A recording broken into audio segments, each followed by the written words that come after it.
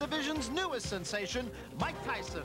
Cut out of the same brawling mold, Tyson knocked out a string of 19 challengers in just 12 months. With a display of awesome punching power, he's become the sport's rising superstar. But in his last outing against James Quick Tillis, he went 10 tough rounds. Tonight, New York hosts Mike Tyson versus Mitch Green.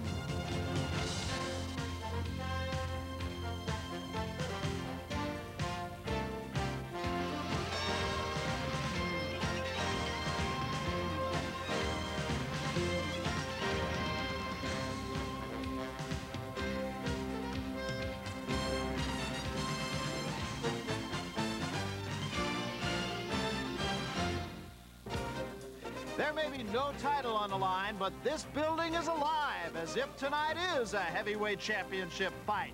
We're live from Madison Square Garden in New York City, where HBO Sports presents the main event, a 10-round heavyweight fight between Mike Tyson and Mitch Green.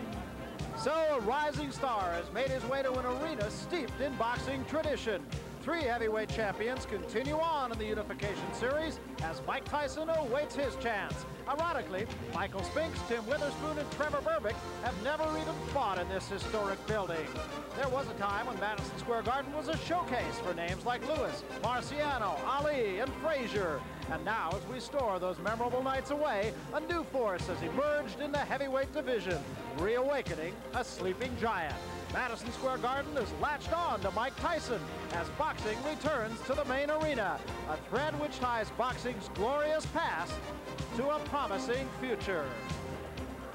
Fight night in the Garden. They used to say it a lot in Madison Square Garden, but they haven't said it about heavyweights here in the big room since Ken Norton fought Jerry Cooney more than 5 years ago. Hello, everybody. I'm Barry Tompkins, along with Sugar Ray Leonard and Larry Merchant, and we've got what should be an interesting evening for you tonight. Ray, the legend of Mike Tyson, the man might have just become a little bit more mortal. He went 10 rounds with James Quick Tillis. What's the pressure like on him? You went through pretty much the same thing. I tell you, Barry, I would prefer to fight an opponent than to deal with the pressure. It's really tough because, see, the fans' high expectations when a celebrated fighter like a Mike Tyson, it's every day because everyone critiques you in a different way. It happened to me when I first turned professional. Everyone expected me to be champion. I did become champion. For Mike Tyson, I'm impressed with the fact he's only 19 years old and very composed. Well, Mike Tyson is only half the fight. Larry Merchant, Mitch Blood Green is the other half. What does he bring to the dance? Well, if he doesn't pose a real threat to Tyson, he definitely poses a challenge. He's definitely the toughest character that Tyson has been put in with yet. And by that I mean just a tough guy off the street. How tough? Well, he asked to fight Mike Tyson. The last time we had that, Trevor Berbick asked to fight Pinklin Thomas. We thought he was crazy, and he went on to pull up a 7-1 upset. So who knows about Mitch Green? In fact, Mitch Green was the guy who fought Trevor Berbick just before he pulled off that upset and gave him a heck of a fight. So Mitch Green, a tough kid from the streets of the Bronx and Harlem. Tyson from the streets of Brooklyn. We're here in the Garden. In the old days, that's how they used to settle these neighborhood wars. Interborough battle is what we got here. And so the selling of the, quote, next heavyweight champion continues. If you talk to Mike Tyson, he'll have to say he's going to bite the promotional bullet. He asks about his feelings. And, of course, he says people consider him a commodity. Like many 19-year-olds, Mike Tyson is preparing for finals. But he is not your average student. He doesn't read his lessons, he watches them. He doesn't attend classes, he skips them. But most importantly, he does not plan for his future. His future is being planned for him. In the 14 months since Mike Tyson made his pro debut, he's become one of today's most exciting and publicized fighters. The foundation was laid by the late Cus D'Amato, the legendary trainer of champions Floyd Patterson and Jose Torres, who proclaimed his student of the 80s the next heavyweight champion. In the past year, there's been a building process taking place. The architects are Tyson's managers, Bill Caton and Jim Jacobs. As the owners of boxing's largest film library, they've utilized their knowledge, expertise, and contacts in the career development of boxing's latest sensation.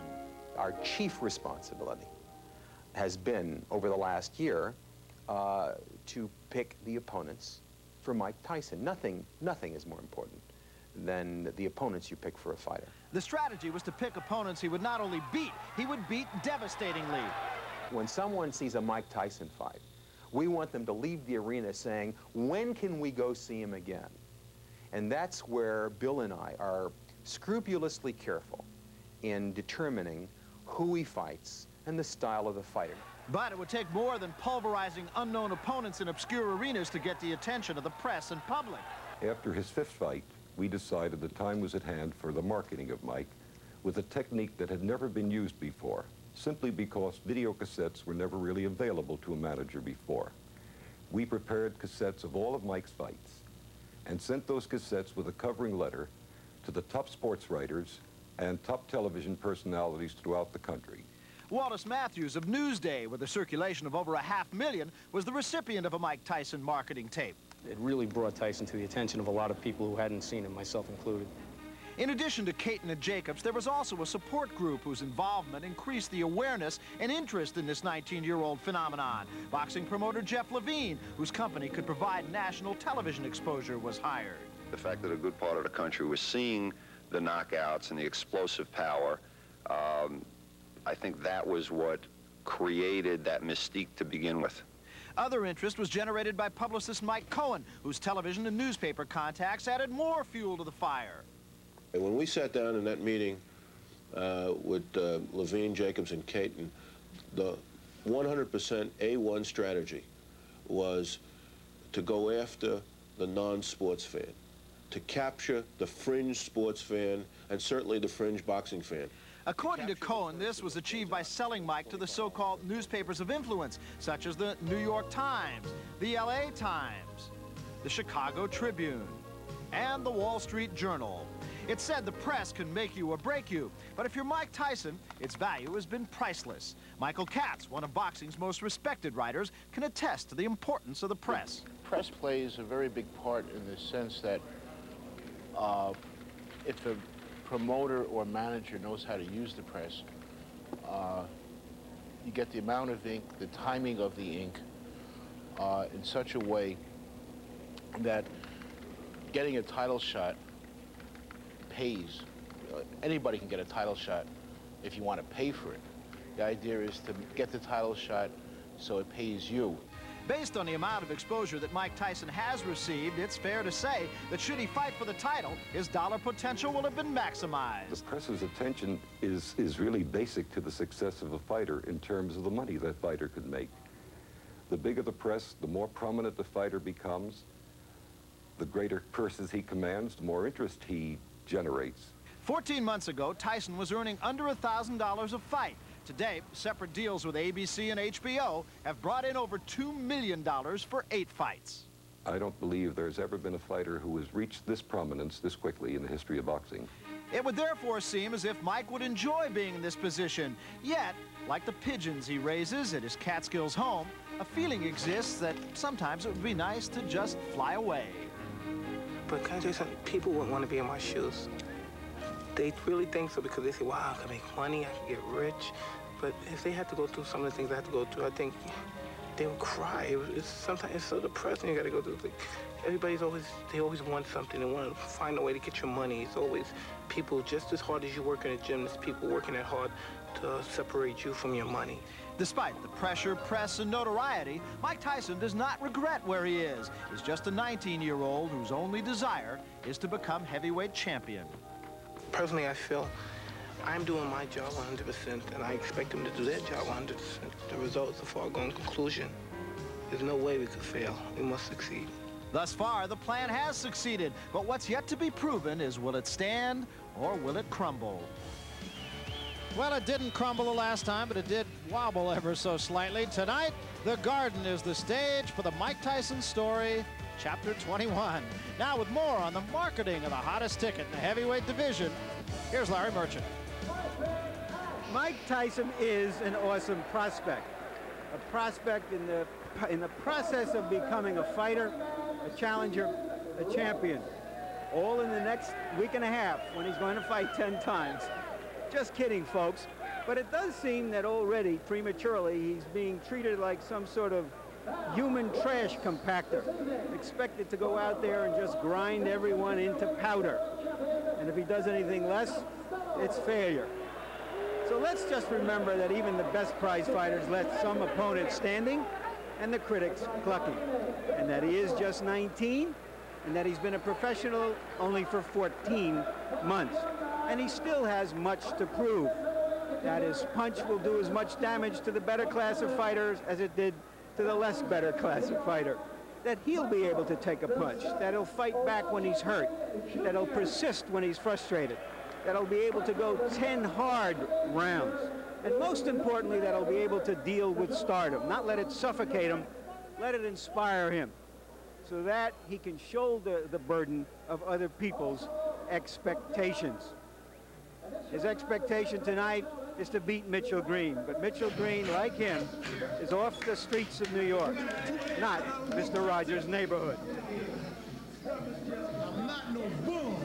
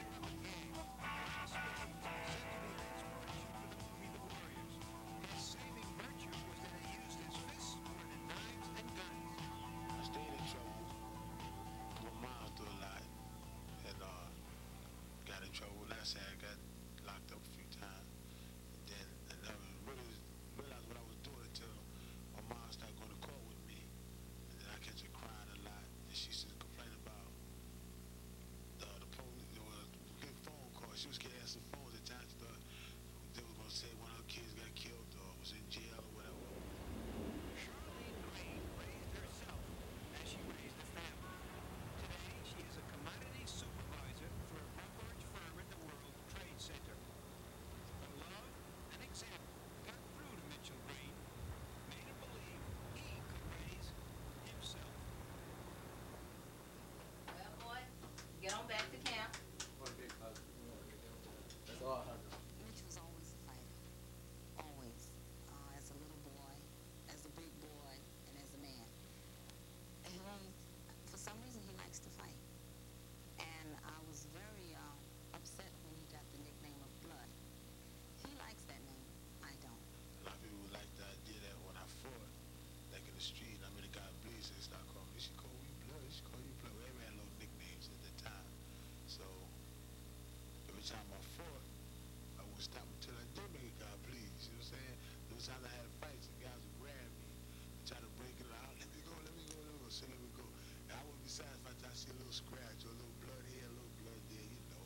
But Mitch stayed very well for a little longer. He didn't really change until he became a boxer. And that changed him. I guess this way he could let off some of his frustrations and anger. And I don't know, he just had a mean streak. But yet he was good to people. He would help people. And in the home, very respectful, very obedient. You wouldn't believe the things he would do in the street because in the home he was so different.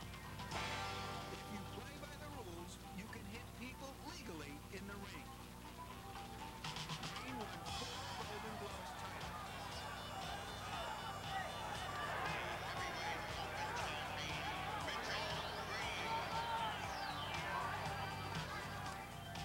His style, however, as a pro is punctuated by homages to his upbringing as a hell-for-leather street fighter. A question tonight is whether he can discipline his talent. Be not just a pro, be professional. One valuable boxing lesson Green learned in the streets is that sometimes you have to jump up and down and shout as well as fight to get what you want. Once he paid an unscheduled visit to a Don King press conference to demand what he felt he should get. I got all the potential in the world to be a great fighter, okay? But I ain't got championship mentality, you see what I'm saying? Now if I say, okay, do me as you wish, I get a title shot. I'll be broke, but I'll be a champ. Who wanna come home broke with Tyson to get a shot? Okay. Even if friends think that's going too far. Can't mess with Tyson, buddy. Huh? I don't think you can mess with Tyson. What are you gonna do when somebody hit him, and when you hit a guy and the guy don't move? You can't mess with Mike Tyson, right? Do not do it. No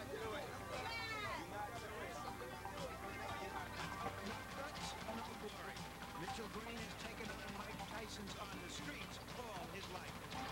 Tyson, I asked for you. I'm gonna break your neck. You can't whip me and look at me good, like I told you before. This is Blood Mitchell Green. The one all those fools were ducking. I haven't had a chance to fight. And I was losing my desire for this fight, for the fight game until you stepped in my life. Well, Charlene Green, ringside, very nervous lady. We spoke with her yesterday. She, of course, as we mentioned, has really been very much of a stabilizing factor in the life of her son, Mitch Blood Green. She hates that nickname. She said so in that piece. And it's been a fight that Mitchell Green seems to have been fighting for the better part of this week. We talked in that piece a little bit earlier about his jumping up and down and shouting. Well, that's exactly what he had to do at a press conference, or rather at a weigh-in yesterday. I never jumped nobody. Well, he said that he doesn't have a championship mentality. And here's another example of it. At the weigh-in, he raised a ruckus, tried to extort more money. His manager, Carl King, he knew what he was supposed to get, but just thought he might get a little bit more if he raised a little heck. And Mitchell Green now making his way down the hallway, and it's a very short walk up to the ring here. I should point out one other thing, too. There was a story released a little bit earlier today by the New York Post and spoken about on some of the local television newscasts here in New York as well, that the New York Police Department would perhaps arrest Mitchell Green either before or after the fight. Well, the story is there is a minor warrant for harassment that was issued on May 13th for Mitchell Green. The official statement of the police department says it's a violation. It's not a crime. And after the fight, Green's agent will be informed of exactly what action the police department will take. And it could be an arrest, it could be a fine, nobody really knows, but that is the official word. In the meantime, Mitchell Green has some business to take care of. Here's a look at the record of Mitch Green. The one loss to Trevor Berbick, the draw early in his career, 10 knockouts. We saw him as far back as his amateur career. He was always a very spirited, very tough kid in the ring. Not a classic style, but he'd fight you. And he's made no bones about the fact he wants to get in there and go dukes with Mike Tyson. Of course, the question is, can he do it?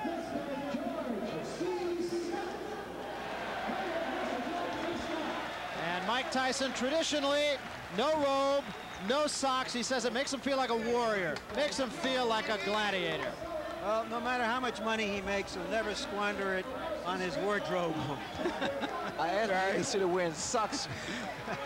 Well, Ray, you were talking to him about that yesterday, and we were talking about the fact that really it seems like it would just be uncomfortable if nothing else. He just loves it. He says it just makes him feel like a warrior. It makes him feel like he's ready to go to work. In fact, he is. Hector Camacho takes a shower with more stuff on him than that. And he's a guy who, again, you know, we've used this before, but he's just a no-nonsense guy. He's here to do a job. He's a very low-key kind of guy. He comes into the ring now well warmed up, and that's another thing that you've talked about on numerous occasions. Oh, he's ready to go to work. Perspiration on his body. Look at his facial expression. Very serious individual tonight. He doesn't look like, to me, like he's going to get any roles on Dynasty. No, I don't think so. Or the Love Boat, for that matter. 24-3 record as an amateur. He says he plans to have the title by age 20. Fighting twice a month, that's been pretty well documented, but should also point out that in his first 16 fights, he only fought 22 rounds. And here's a graphic that shows how many fights in the first years as pro as some former champions. As you can see, fighting a lot doesn't guarantee he'll be a champion, but is fighting a little. But it's not that unusual in the context of boxing history. And a tail of the tape, of course, a 10-year age difference. I'm not sure how much of a factor that will really be. The reach advantage for Mitchell Green, but the height advantage could be significant, Larry, if Mitchell Green decides to make it significant. Right, because it looks to me that Tyson is closer to 5'10" than 6 feet. So that may be a little exaggeration. And there you can see in our punch stat just how many punches these fighters throw, and that Tyson rations his aggressiveness. He just doesn't come out and throw punches from all over, but he throws hard punches and not a lot of jabs. Green, as you can see, is more active. And there you can see we're going to track the body punches tonight that Mike Tyson throws. Although, as you see, he threw as many as 20 in a round and as few as 9 in a round in his last fights. But he's a devastating body puncher, much like Joe Frazier. And there's Mitch Green's jabs, not a very high percentage that he's landed. Let's take a look at the rules then. Scoring by rounds here in the state of New York, but there is a supplementary point system in case there is a draw in the terms of in rounds. And it's a 1-point system. If you win a round, you get 1 point. If you win it decisively, you get 2. 3 knockdown rule is in effect, and that's something you don't find in championship fights as a rule. No standing 8 count. You can be saved by the bell only in the last round. That's pretty general. And the ring doctor unusually can stop the fight here in the state of New York. Well, there's a look at Mike Tyson, and he really is a throwback. Well, he's right now. Let's go up to the ring announcer, Ed Darian, rather, for the pre-fight introductions. From the beautiful Madison Square Garden here in the Big Apple of New York City, as well as the Empire State of New York, Don King Productions and Madison Square Garden proudly present New York is Busting Out, a scheduled 10-round heavyweight bout. Is approved and sanctioned by the New York State Athletic Commission, the former light heavyweight champion of the world, Jose Torres, chairman, Rose Tretman and Jimmy Dupree, commissioners. The chief physician in attendance at ringside this evening is Dr. Frank S. Folk, along with his 2 fine colleagues, Dr. Billy Lathan and Dr. Richard Estrico. The judges, Pat Dolan, George DeGabriel, and Georgie Colon. Counting for the knockdown seconds, alternate referee Carl Duke Schroeder. The timekeeper to bell is Cecilio Pedraja. In the ring at this time, the man in charge of the scheduled 10-round heavyweight bout, referee Luis Rivera. And now, boxing fans, introducing the principals. First, in the red corner, wearing the white trunks with the black and red trim. He tipped in at an even 225 pounds. This gentleman has 16 wins, 1 loss, 1 draw, with 10 knockouts. He is ranked number 7 by the World Boxing Council from Queens, New York. Ladies and gentlemen, let's welcome Mitch Blood Green.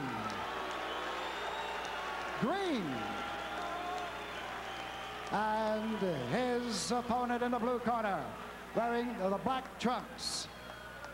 He weighed in at 215 1/4 pounds. This young man is undefeated in 20 professional bouts with 19 knockouts. From Catskill, New York, ladies and gentlemen, here is Mike Tyson.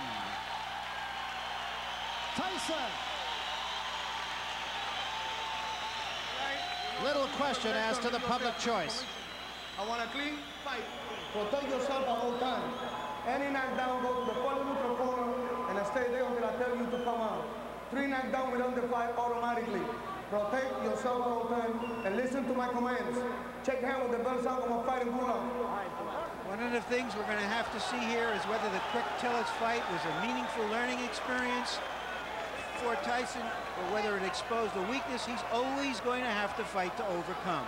Let us also remind you that we have ringside our own unofficial judge, Harold Letterman, who is, of course, a judge in the state of Nevada and was so much a factor in the last fight that we showed you here on HBO, that between Larry Holmes and Michael Spinks. Round 1, Mike Tyson right on top of Mitch Green. Just as expected, Mike Tyson comes out like a locomotive, going straight for Mitch Green. Green, what he's going to have to do to be successful is to box. Pretty much do the same thing a boxer should do to a puncher. Keep that jab in his face and not be intimidated by his punching power. Mike Tyson and his cornerman Kevin Rooney, his trainer, were not real pleased with the Tillis fight because they said, both of them said, that he didn't double up. He just was a little bit lazy, especially in the later rounds. So we'll see what he does about that against Mitch Green. Well, Mike Tyson told me the fact he was somewhat a little reluctant to go full steam because he was going 10 rounds. I had that same experience when I fought my first 10 round in Baltimore against Rafael Rodriguez, Barry. It's in your mind, you know, the fact that can you go additional 2 rounds. But being conditioned like Tyson, there is no major problem. Heavy-handed fighter. They say heavy-handed like George Foreman, but much faster than George Foreman. And just kind of getting over the butterflies of the first round. And he has them. He told us he definitely has a fear when he climbs into the ring. He says, I think any normal human being who says they're not afraid, not nervous when they get in a boxing ring is either crazy or lying. Well, it's your adrenaline. It's that anticipation of facing your opposition, knowing that he's capable, and the fact the crowd here who are definitely for Mike Tyson. And he, of course, will be quick to credit Customato with his overcoming that fear and that nervousness. In fact, he credits Customato with his career period. It's a story that has been told many times, and we'll develop it as this evening goes on. Well, Mitch Green is complaining about the head of Mike Tyson. You see what's happened? Tyson is not allowing Mitch Green to punch. He's staying right in his chest. He's smothering his punches, staying close to his punch, staying close to his opponent. It's similar to Joe Frazier.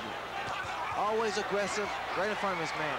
Now we see some head movement by Mike Tyson. That was about a 3-punch combination by Mitch Green, Ray. But once again, it looks like Green is off balance when he throws his punches. Well, the mistake that Mitch Green makes is the fact that he doesn't coordinate his fist. He's slapping his punches. And you have to make a guy like Mike Tyson respect you. Have to get those punches in and get him in sharp. That's the uppercut that was working for Quick Tillers. Remember, this is only the first round. It's a very up-tempo first round. Good uppercut there by Tyson. And shots to the body.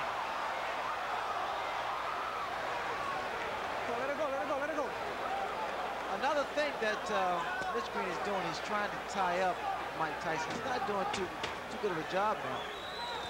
He can't allow Tyson to get inside and work his body, because in doing so, his body shot slows down your maneuverability.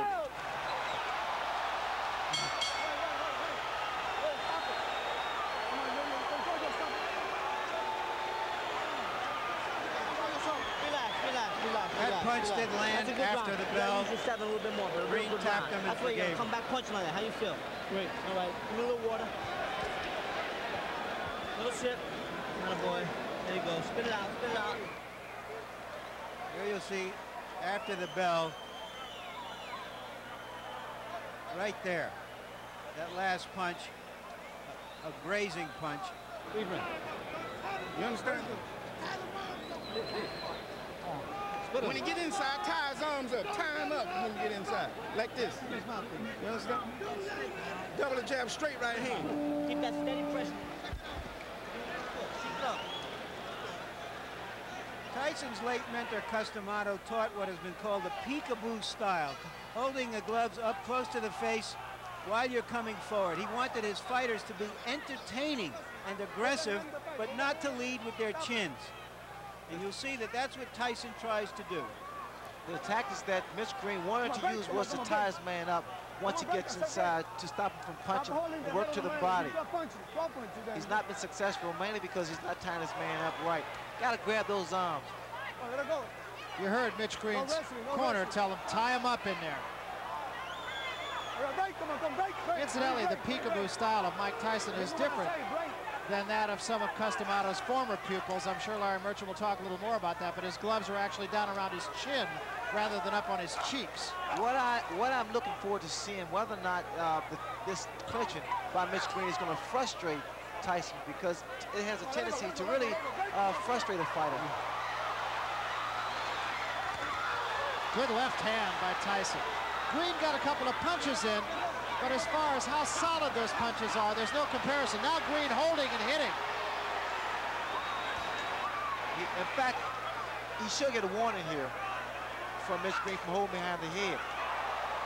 See, and again, Ray, it just strikes me that Mitch Green throws an awful lot of punches off his back foot, which it seems would just take away all the sting. Well, also, Mitch Green has a bad habit of leaning back. Watch the left hook of Mike Tyson land. Every time Mitch Green moves backwards.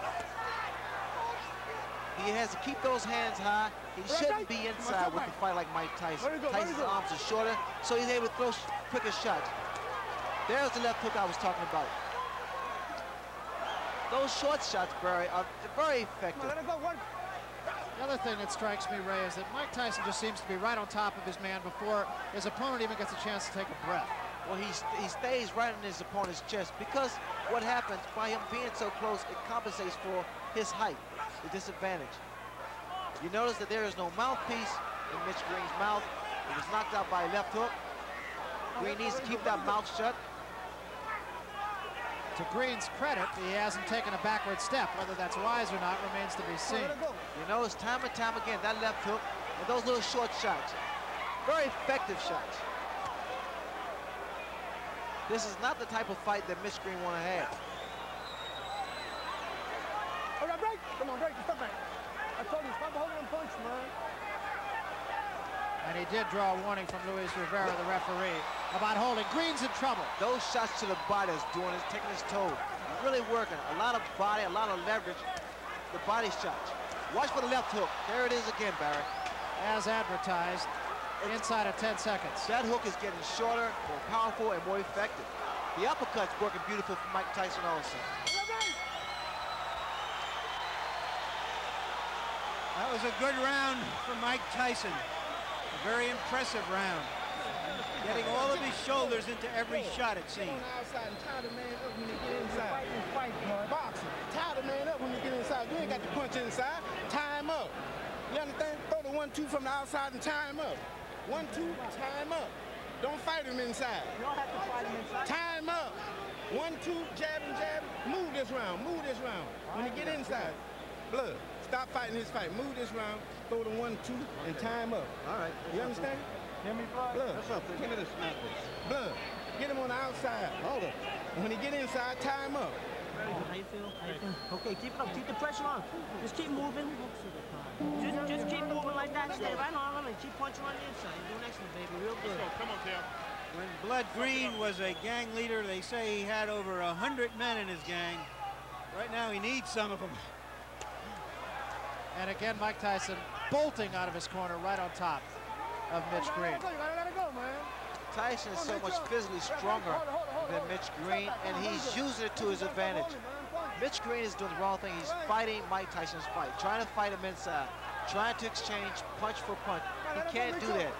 Tyson's far too strong for Mitch Green to fight that way. Mitch Green needs to get outside, work his jab, and attempt to outmaneuver Michael Tyson.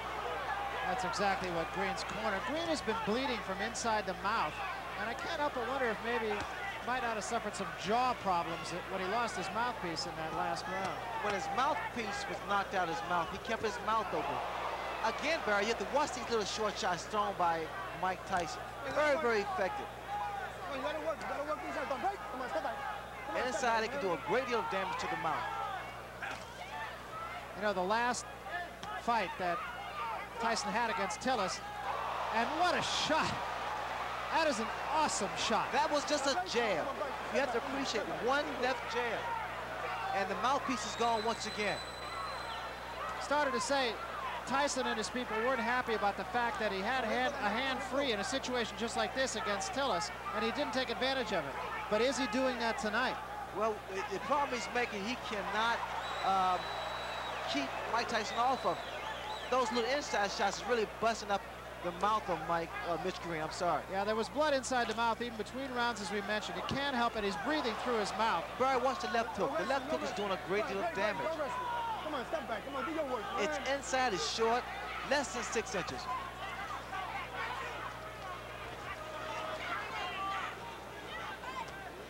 Even the uppercut of Mike Tyson has been effective. There was a right hand to the top of the head. Green breathing through his mouth.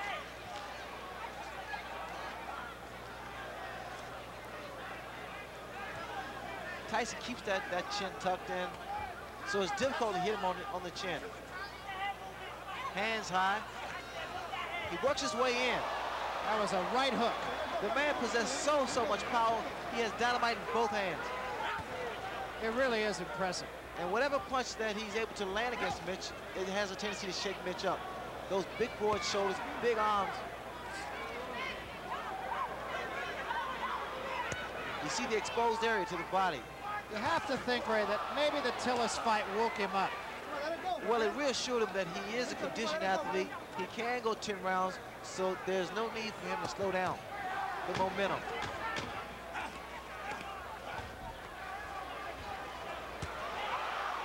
Both hands.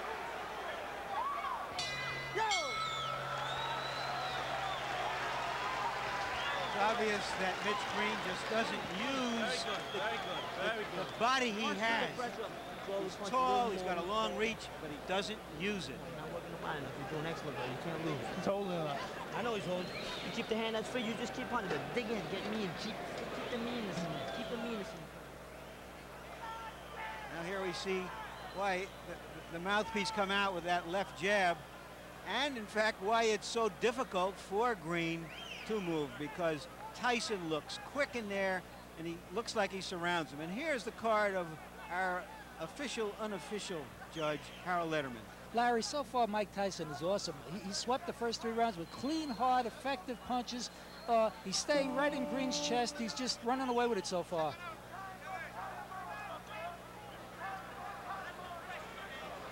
Oh, yeah. Mike Tyson anxious to get to work.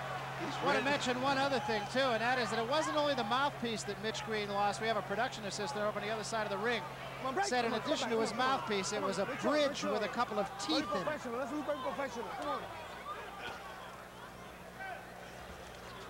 That'll just give you an idea of how tough Mike Tyson is. Mike Tyson, in this ring, he's at home. I mean, he fights with so much authority, so much confidence, so much determination. Come on, step back. I said break. I said break. I know you got points for you if you keep on holding. The referee now is warning Mitch Green for holding. Second time he has warned Green. Now, Green scored with the right hand, and it didn't slow Tyson up a bit. Now, Tyson's doing what he didn't do against Quick Tillis. You notice when he's tied up, he still works the free hand. He didn't do that against Quick Tillis.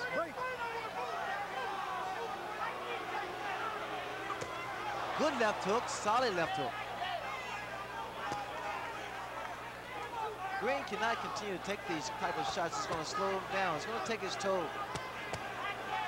Working the body once again, Mike Tyson with that free hand. The last time we saw Mitch Green in a preliminary fight on the Tubbs-Witherspoon card, Ray, lost his mouthpiece 9 times. Is that any sort of indicative of anything in particular? A lot of times it's fatigue, and also it's a way that fighters get a breather. Left hand, top of the head. A lot of times, because of the damage that's done to a person's nose, they have to breathe through the mouth so they get rid of their mouthpiece. Not a smart thing to do, because that mouthpiece protects you from a broken jaw. Green now waving over to his corner to let him know that he's okay. But he's steady dropping that right hand, and the left hook of Mike Tyson is very, very effective. That was another big shot right there by Tyson. Come on, let it go, let it go. Very good, very good.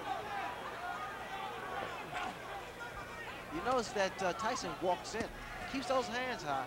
He's a very unorthodox fighter who punches with both hands, and which makes him quite a difficult target. Yeah, in fact, that's what he says. When I asked him yesterday what his best weapon was, and he said, my elusiveness.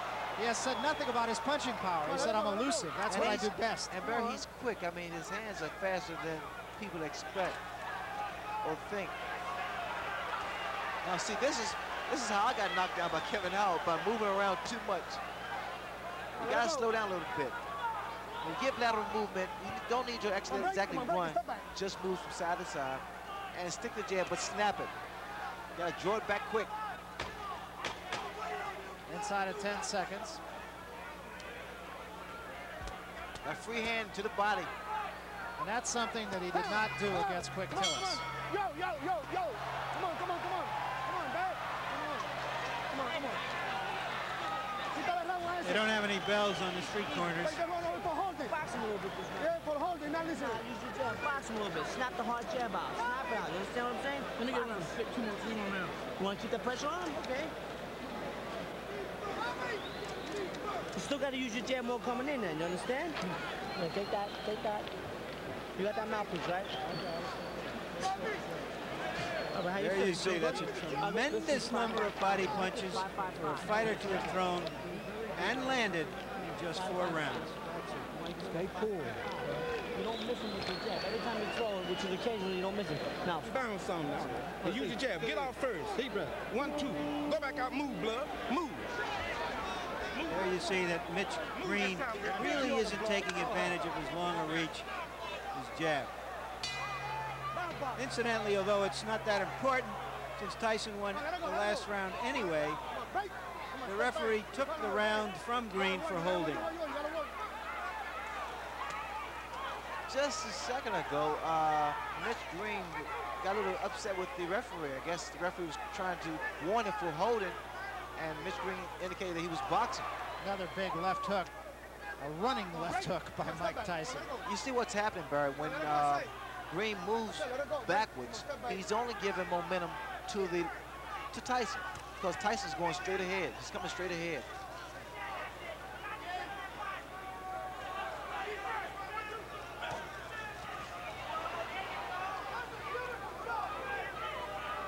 Tyson is not breathing hard, so that tells you that he's not concerned about going the distance, going 10 rounds. In fact, we talked to him about that. Tyson's talking to Mitch now. In the Tillis fight, he fought hard for about 5 rounds, and then he seemed to coast a little bit. Look at what he's doing now, Barry. Tyson. He's starting to really become very loose with his head. Slip punches. Big right hand. Big, and that wobbled Mitch Green for a second there.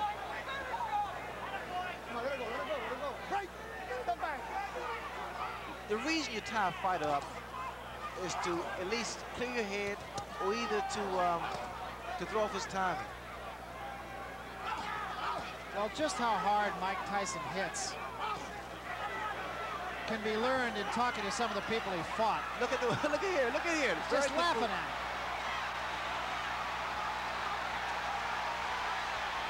And Green seems to me, Ray, to be doing all the wrong things. That's very good body movement by Mike Tyson. I'm impressed with that. And he's having fun. He's smiling now at Mitch Green. And see, those punches that was missed by Mitch Green makes your arm weary. And see, Mitch Green is not getting any type of respect from Mike Tyson, mainly because he's not making a fist when he throws his punches. Good left hook. Another big left hook, and even more impressive because he doubled up on it. He missed with the first one. You notice the way that Tyson is walking in, moving that head. He's doing the right thing, staying close to his man. No breathing room, no punching room. Good, beautiful uppercut. Left hook, right uppercut. I like this here, inside. What Tyson is doing to Mitch Green. Started to say about some of his opponents and what they say. Fought a guy named Eddie Richardson. They asked him, have you ever been hit so hard? He said, yeah, about a year ago I was hit by a truck. There's a lot of blood from Mitch Green's mouth. You got to be first in that fight. This is 6th round. He's getting tired. You got to throw punches first. Stay busy on him. That's how you throw combination, blood. 1, 2, 3. Punch in combination. Come on now. Punch in combination, blood. 1, 2. You hear me, blood? Stay busy on this guy. If you stay busy on punch in combination. Come on now. Blood. Punch in combination. There's Mrs. Green. 1, 2, 3. You understand? Be first. Don't wait on the man. You understand what I'm saying? Really nice woman. Get it off. Be first. That's all you're sick of it. Yeah, you run out of gas, man. You got to punch. Stay busy on him, bud. Go off on him. Go off on him. Where's mouthpiece? Keep your chin down on your hands moving better. You may miss it, but you got to come right back. You got to answer that. Don't let these judges let him steal around. You understand? You win the round, you win on every round. Look around those keep punching. Make sure you keep punching. When Green lands those, I don't know, slaps on Tyson, it's almost like a washerwoman slapping some clothes on a rock. Just nothing happens. Mitch Green will have to do more than just slap, because he has to stop that momentum of Tyson. That's what Tyson said about his own style. He says like water on a rock, but if it drips long enough, it's going through the rock. Look, you notice the jab, the powerful jab of Tyson. It knocks the head back.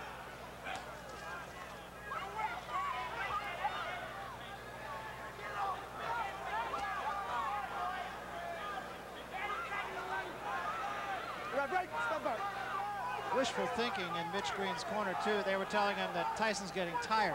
I don't see that. I doubt that very seriously. Tyson's just as strong as he was in the very first round. He's maintained this pace. He's thrown a great deal of punches, mainly to the midsection. He's landed with a lot of good left hooks, solid left hooks. One thing you have to give to Mitch Green, he has a durable chin. He's taken some tremendous shots, body and head shots from Mike Tyson.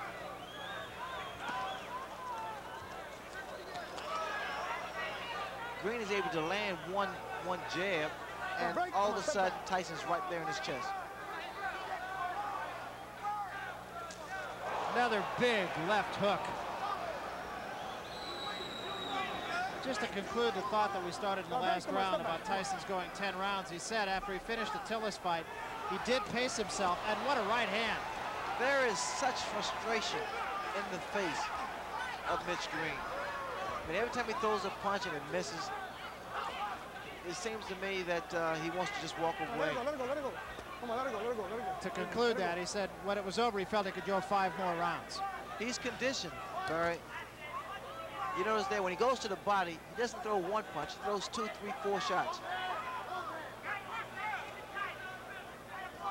I like the fact that Tyson used what he has. I mean, he has power, he has speed, has a good chin, and a huge net. I mean, he is so tenacious. He's not letting up. Keeping those hands high. Come on, let it go, let it go. Come on, break. Come on, step back. Come on, step back. Having gone to 10 rounds against Tillis, Ray, you could see a different fighter here as we head into the last 5 rounds of this one. It's only a reassurance that he's capable of going 10 rounds at full speed. Look at here, you can tell that he is not concerned about going the distance, throwing those shots, combinations to the body. And he's done this from the very first round. And not breathing, look at him, he's not breathing at all.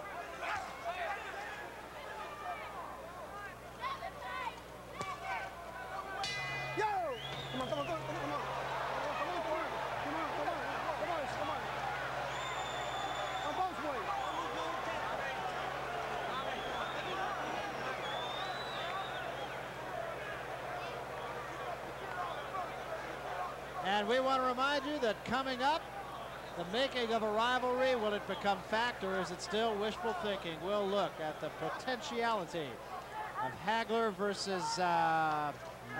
Give me a break, Barry.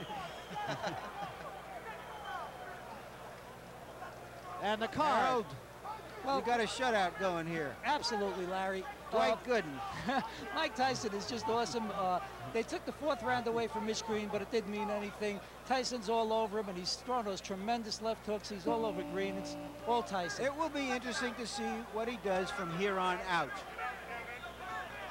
Because it was from the 7th round on against Tillis that he sort of coasted. And he finished with about 1/3 of a tank of gas. We're talking about Tyson. So let's see if he uses up that gas here.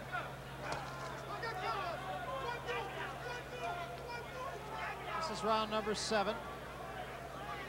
I like the tactics of Mike Tyson. I mean, he's not wasting any energy.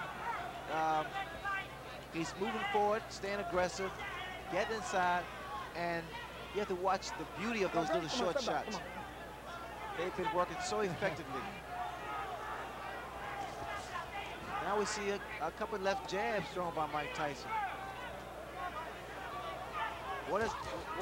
There again, Mitch Green is throwing his punches, not doing any damage. Yeah, they're almost just for effect. The free hand again of Mike Tyson normally goes to the body. Is this a good test, you feel, for Tyson? It's every fight for Tyson is a good fight, a good test. You got guys that, especially like a Mitch Green or Quick Tillis, guys who, because heavyweights will be taller, the average heavyweight is around 6 feet, and he's able to cut the ring off and become more technical in the ring. Chopping right hand did get in, but again with absolutely no damage. Come on, it's not wrestling. Come on, let it go. It's not wrestling. Boxing. I mean, Tyson, there, good uppercut. What an uppercut. Just straighten Mitch Green right up. if you look at Tyson, I mean, as far as perspiration, it seems as though he's working effortlessly. I mean, he's taking his time and just having fun. It's like chopping a tree down. He's going to the body and weaken the foundation, and then he comes to the head.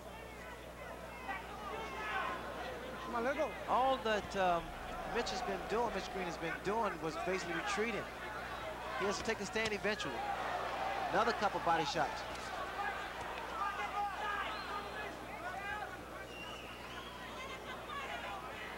Come on, let it go. There's a free hand for Mike Tyson. Yeah, using that much more than he did in his last go with Tillis. I mean, Tyson is actually concentrating. He's looking for his opening. And he's making that opening happen by working that body.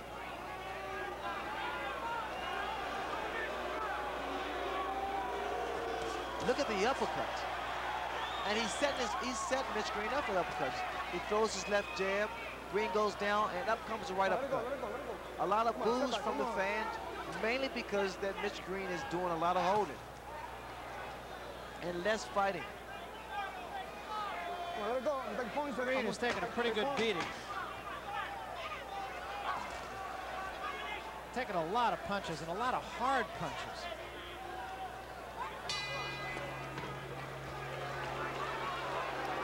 Tyson's not that impressed with Mitch Green. We're not booing you.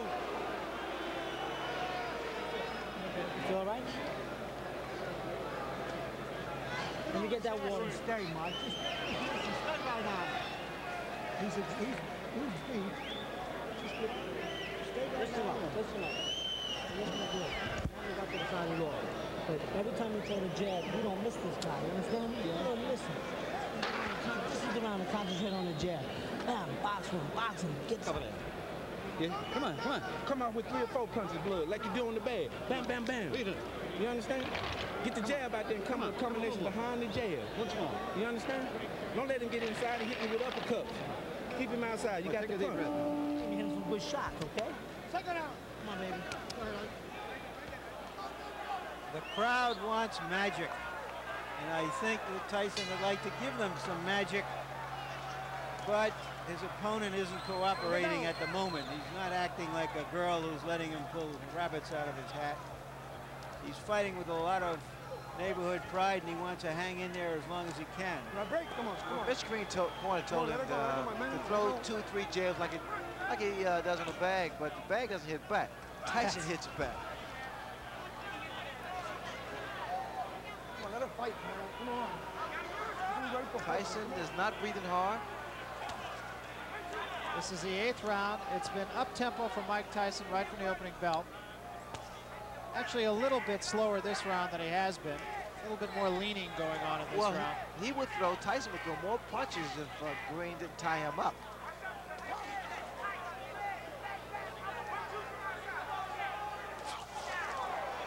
That was a good attempt with that right hand for Tyson. And now we see Mitch Green. He landed with a good uppercut there. Green just trying to tie Tyson up, and a couple of good shots by Mitch Green. His best rally of the fight right here. Look here. No. He's caught Tyson 4 or 5 times, and Tyson for the first time seems a little bit puzzled. Well, he's smiling. Tyson is smiling, but see, Green has those fast hands.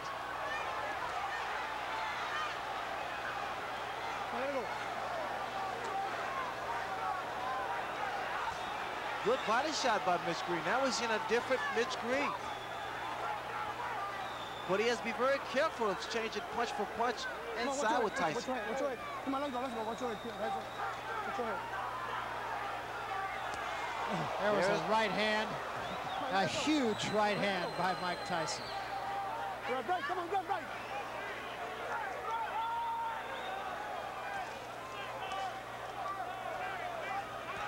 It's just even sitting 30 feet away like we are makes you wince. Oh, you can feel the impact of his punching. See, also Mitch Green is not tying his man up properly. He's holding behind the head, which he allows those shots like that to land. When you tie a man up, you hold him, you grab around his arm. That was another good shot to the ribs by Tyson. Tyson said one time, he said, "I understand anatomy." Here again. Oh, what a left hand. And this is going to happen all the time because, again, you see the way that Mitch Green has his hand behind the head of Tyson. Watch Tyson, she goes to the body here. Come on, let's break, let's break. Come on, let's break.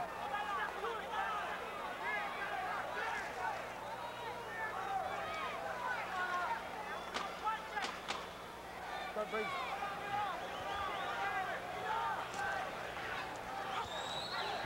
See the body shots. Yo!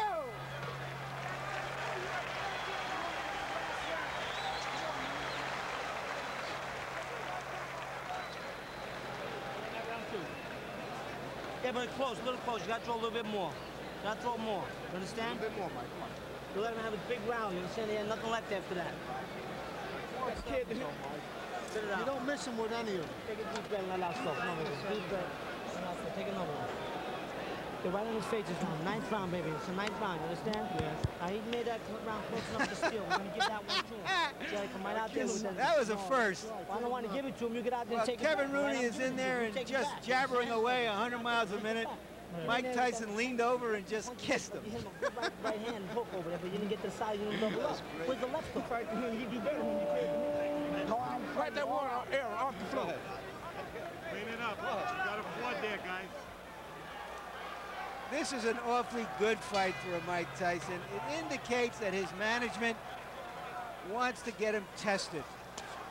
They want to get him into a position not where he's merely going to be maneuvered into a title fight to fight a title fight, but that somewhere down the road he will have had the training to win a title fight. Tyson draws a warning for headbutts.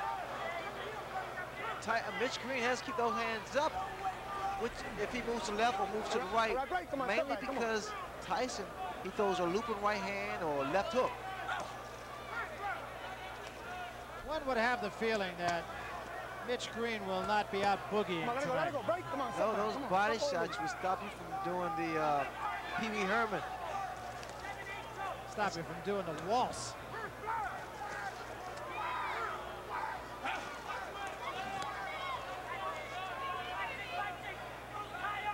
Let it go, let it go, let it go, let it go, let it go, let it go.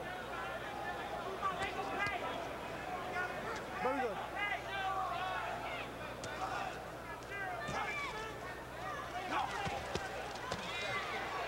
Let it go. Tyson's using, you know what I feel, Barry, he's using what he has. I mean, he's not what you considered flashy and what have you, and he's just taking advantage of every opportunity. He fights his man the way his opponent lets him fight him, inside, which is a big mistake that Mitch Green is making. Tyson's arms are short, so he has a tendency to loop his punches. Some are somewhat telegraphed, but because he has speed behind his punches, he's able to get away with it. Continuing to bang away at the body with a free hand. That uppercut was short. Mitch Green is not making this fight easy for Tyson either because he's steady tying him up. He's holding him. Let it go, let it go. I think the way you critique Tyson's performance is the fact that he's remained composed. Watch it, watch it, watch Normally, this type of fight frustrates a fighter. When a guy's holding you and complaining and what have you. Tyson's corner wanted him to punch a little bit more. He hasn't really punched a lot more in this 9th round. Well, again, it's difficult to punch a man who's tying you up and holding. Let's see here. Let it go, let it go. For Mitch Green, it's pretty much survival. I've seen a different Mitch Green. He fought Purcell Davis in Atlanta and was a more determined and a more of a boxer. Come on, come on. Come on. Come on. Here he's basically just trying to survive. I said break, man. That seems to be something that runs through all of Mike Tyson's opponents, that they all are in there to survive. I'm not sure that could be said about I Mitch don't Green. know if Mike Tyson is living up to your expectations, but I'd remind you that Joe Louis went the distance 3 times in his first 20 fights. Joe Frazier a couple of times. Rocky Marciano a couple of times in his first 21 fights. Some opponents just don't cooperate. Harold? Larry, I just don't think that Mitchell Green's flurries are doing enough to offset Tyson's power punching. Tyson's landing too many clean, effective shots. You might stop him, Blood. Go punch him. Go to punch him. You understand? Punch with both hands, Blood. Step to him. Don't wait on him. Step to him. Step to him, Blood. He's going to punch like that. Curious here, Ray, whether Tyson will be satisfied to go out winning, or does he want to go out closing the show in a sensational style? Well, the way he's geared up now, he wants to go out in style. You're going to see a very aggressive Mike Tyson this round. Tyson was ready to go. Luis Rivera said shake hands before we get going. This is the last round. Tyson wants to go to work, but Green here doesn't want to fight, it appears to me. Green's corner telling him to step in to Mike Tyson. This is a bad performance from Mitch Green. And he has some grievances with Don King about not getting the type of money that he wants. But the fact is, he has to prove himself here. And the mouthpiece goes again.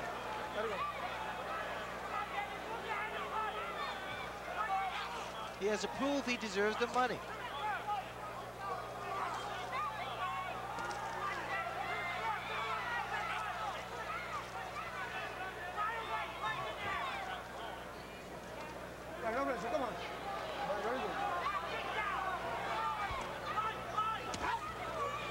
Green trying to go to the body. Tyson leaning on him now a little bit. What's going to happen as Tyson gets further and further into his career, he's going to figure out a better way to approach fights like this. Those shots, I love those body shots. They really do a number on a tall opponent.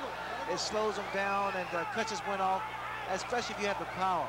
But as I was saying earlier, Barry, the fact that these type of fights is good for a Mike Tyson because he's going to learn how to approach tall opponents more tactically. He'll learn how to cut the ring off and even score more effective punches.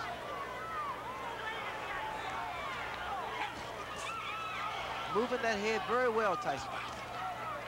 Took a couple of shots, but still. The only problem I see with, excuse me, Barry, the only problem I see with Tyson is the fact he comes in sometimes with those hands down a little too low. Because if you meet a good puncher with speed, could prove to be disastrous. But now he's doing a job. Well, remember, he knocked out his first 19 opponents, went the distance with Tillis, and now likely will go the distance with Mitch Blood Green. The crowd not real thrilled with the goings-on here. The crowd come here to see a fight, boxer, puncher, and it's been pretty much of a dance for Mitch Green. I'm sure Mitch Green is going to be disappointed in this performance. And we come to just about the end of it here. Another day in the classroom. Big left hand to end things.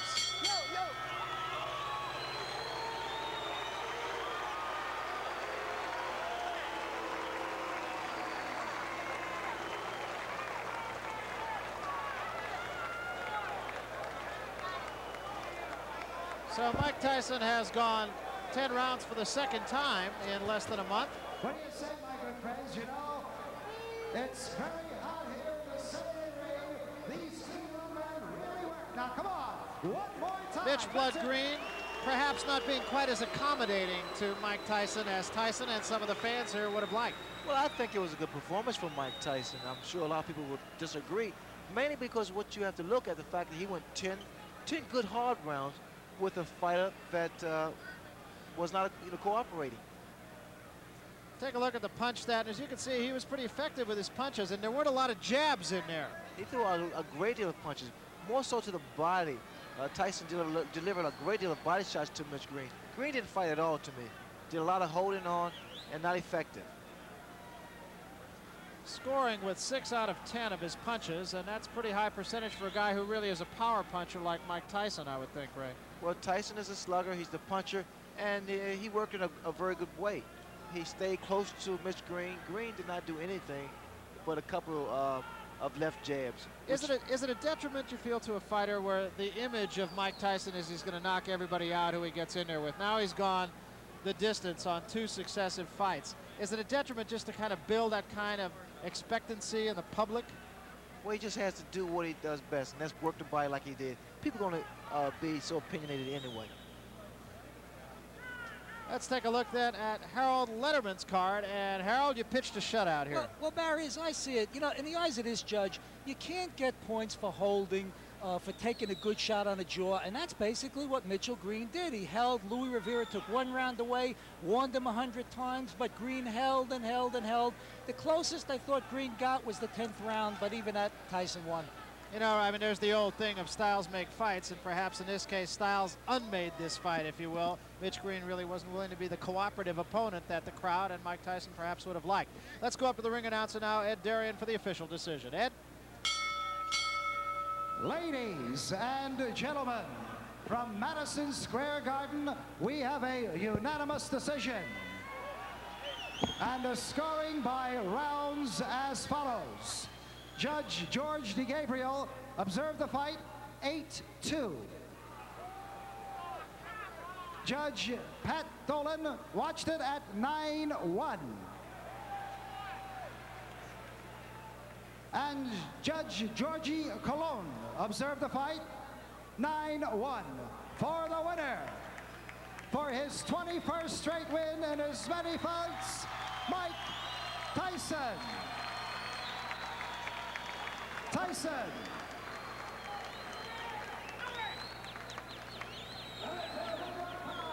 Well, to nobody's great surprise, Mike Tyson is the unanimous decision victor over Mitch Blood Green. And at a time like this, oftentimes we say an opponent was dead game. I'm not real sure we could say that about Mitch Green tonight. He did manage to take Mike Tyson's best punches, but I think really that's about all you could say about the opponent. Well, Mitch Green was not a fighter tonight. All he did was try to survive, Barrett. I was quite disappointed in Mitch Green's performance. He did nothing. Right now, Larry Merchant is with the winner, Mike Tyson. Let's get up to the ring, and Larry and Mike. Larry?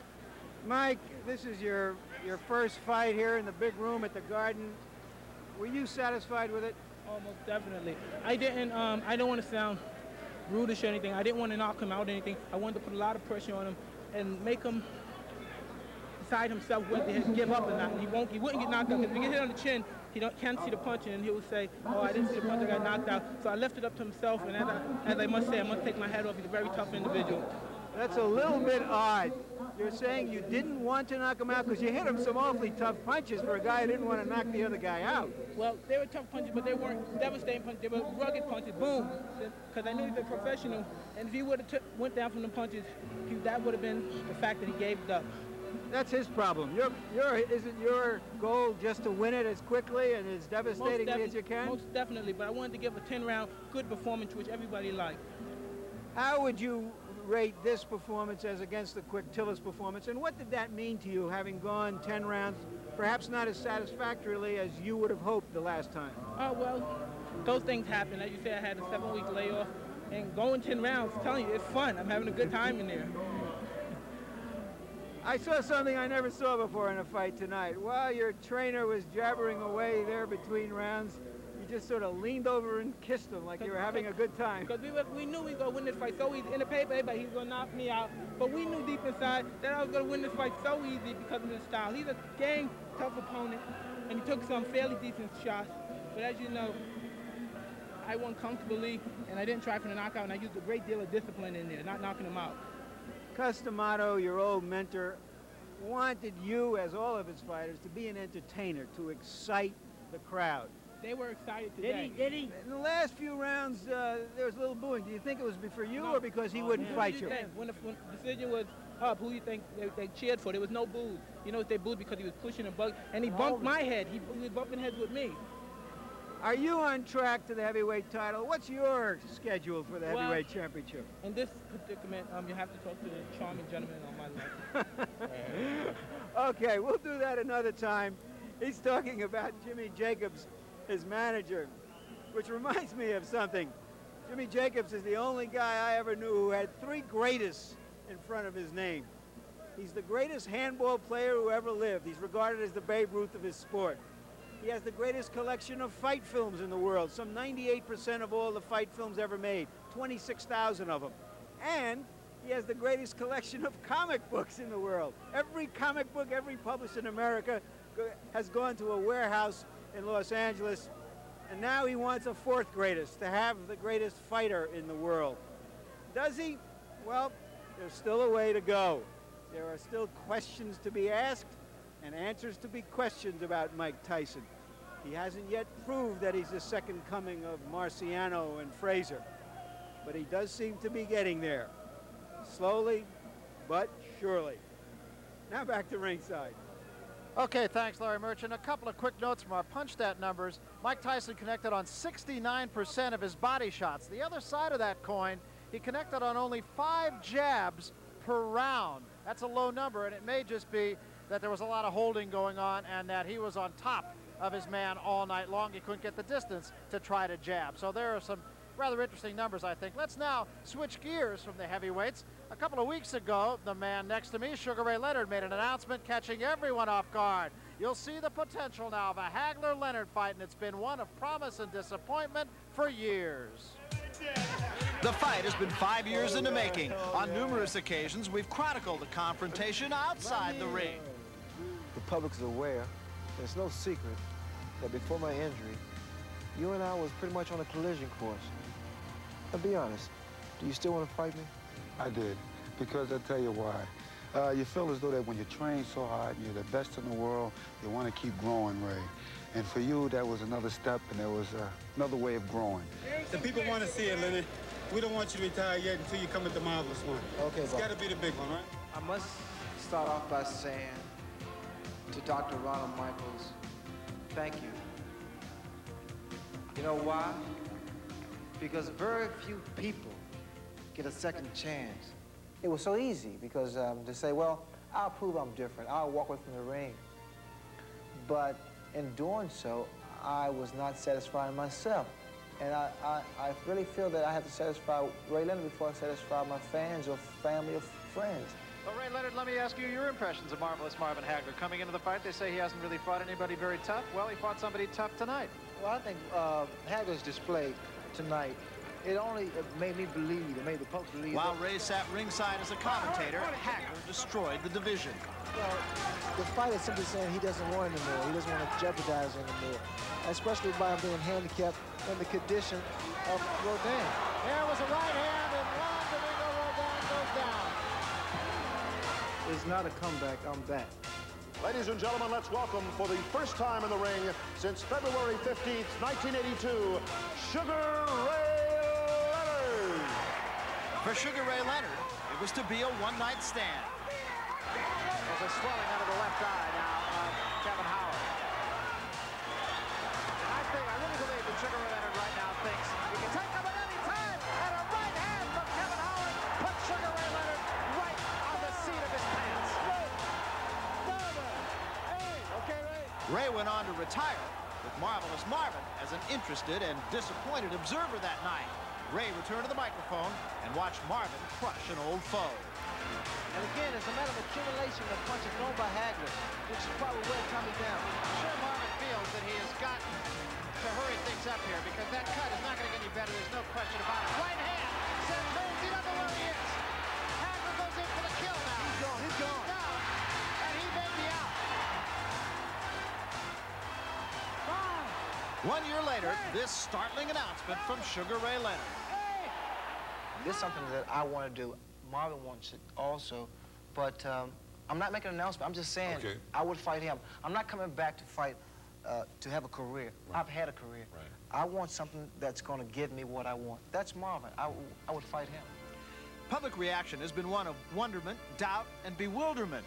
Hagler's made only rare public appearances since Sugar Ray's challenge. And now there's talk that you might not fight him. Is that true? Well, you know, right now it's really hitting a lot of press. I think basically just has an ego. He's on an ego trip or something. Maybe a little jealousy, or he's missing the limelight a little bit. But the way that I feel about it, I'm just going to sit back and I'm just going to lick my chops. Like that, and just wait. No, but John, what I'm going to do is next month we're going to hold a press conference, and then I'm going to answer Leonard's challenge. And I might say, yeah. He is the undisputed middleweight champion of the world, introducing Marvelous Marvin Hagler. Fighting out of Palmer Park, Maryland, introducing Sugar Ray Leonard.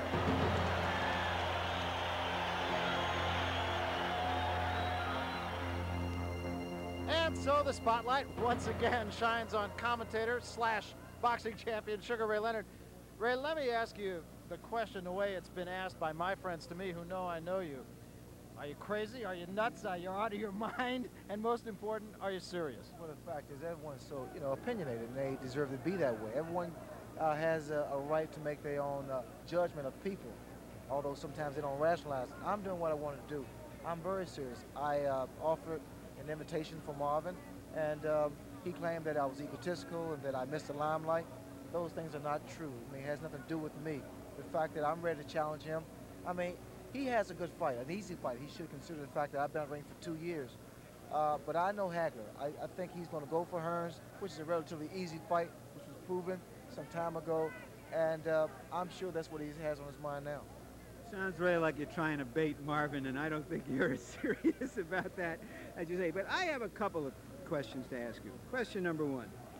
After you fought Kevin Howard, who is just a journeyman, and it was a good test for you coming off 2 years, but he is a journeyman.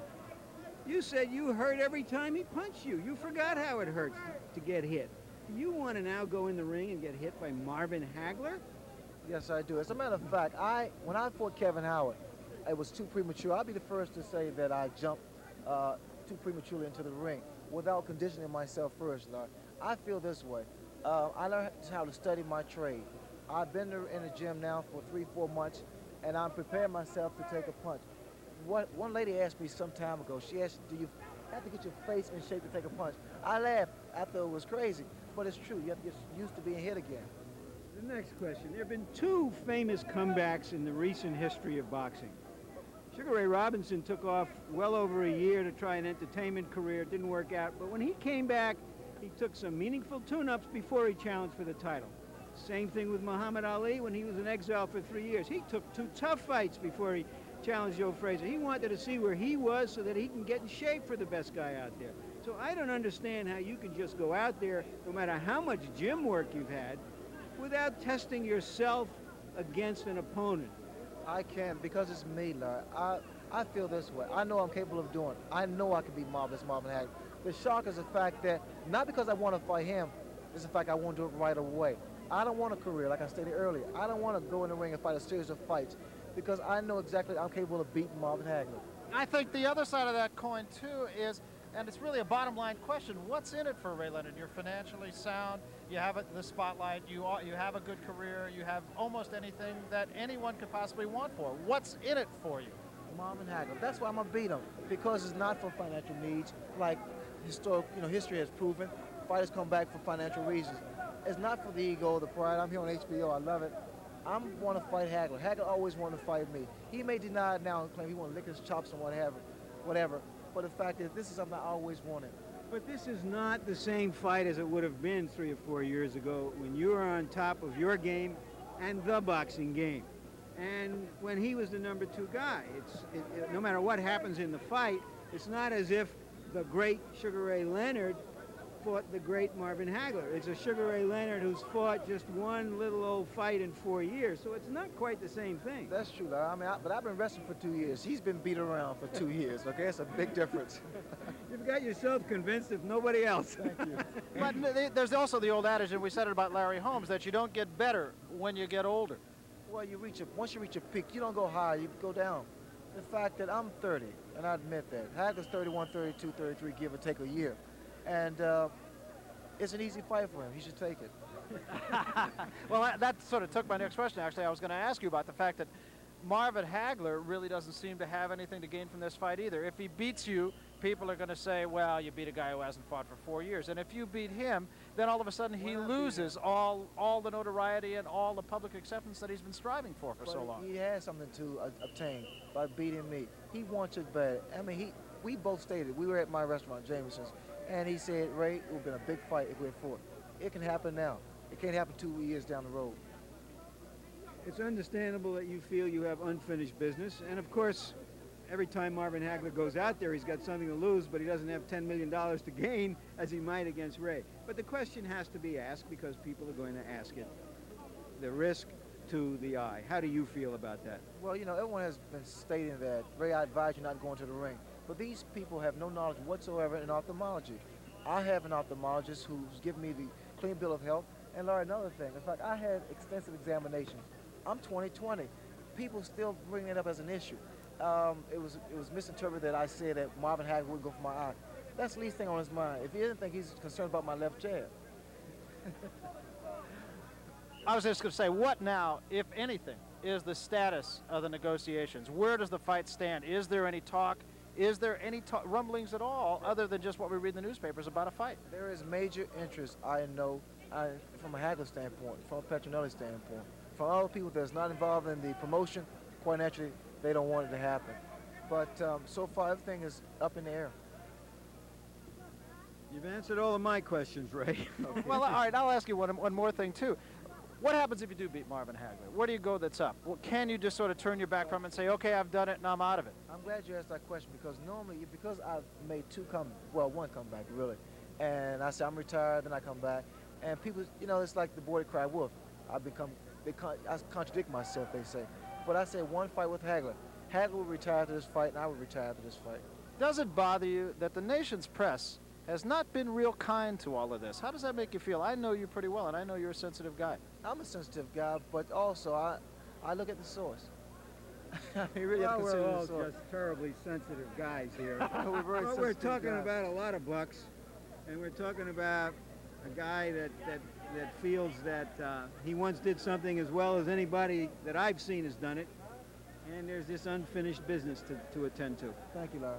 Sorry. Well, that's the way it is. So we will likely then, I think it's fair to say, see a Sugar Ray Leonard, Marvelous Marvin Hagler fight. Tonight, we saw perhaps the next heavyweight champion, Mike Tyson, as he won a unanimous decision over Mitch Blood Green. And we want to remind you to join us for our next presentation of World Championship Boxing. WBC lightweight champion Hector Macho Camacho defending his title against former champion Edwin Rosario right here in Madison Square Garden. That's Friday, June 13th, 10 o'clock Eastern, 7 Pacific,